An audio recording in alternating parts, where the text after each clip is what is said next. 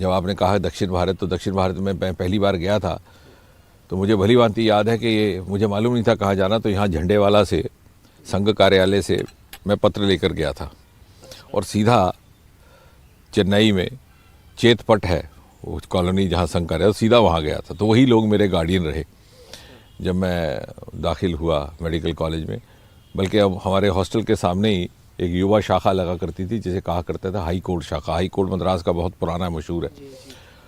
और वहाँ उन्होंने 2-3 युवाओं की जिम्मेवारी लगाई कि ये नया लड़का आया हुआ है उत्तर भारत से, तो सुबह जाके इसका पता लिया करो। तो वो सुबह 7 बजे आते थे। मेरे पास छोटा सा कमरा था, उसमें एक चारपाई थी, एक मेज़ था, एक कुर्सी थी और एक कबर्ड था।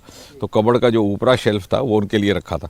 वो आते थे, वहाँ अपने कपड़े उतारते, वहीं से गणेश पहनते, अपना जो शाखा करके वापस आते तो वहीं जमा कराते। इस तरह जब वो वापस आते तब मैं ना रहता वहाँ, क्योंकि मैं कॉलेज चला जाता था। जब वो आते सुबह तब मैं होता, तो उनकी एब्सेंस में वो आते और वो चाबी में कमरे के ऊपर रख देता था दरवाजे के। तो ये सिलसिला चलता रहा। मैं शायद फर्स्ट ईयर में ही आया था, तो यकायक एक दिन वो आना बंद हो गए। तो हमने भी सोचा कि शायद वो कहीं मसरूफ़ हो गए या व्यस्त हो, तो बहुत ज़्यादा ध्यान नहीं दिया। 3-4 दिन के बाद एक बड़े सीनियर व्यक्ति आए, दरवाज़ा खटखटाया। तो जब मैंने खोला तो बोले आपका नाम जितेंद्र सिंह है? मैंने कहा हाँ। बोले मैं संघ कार्यालय से आया हूँ। बड़े वरिष्ठ अधिकारी थे। तो इस तरह से युवा आया करते थे आपके? आते थे लेकिन कुछ दिनों से आए नहीं।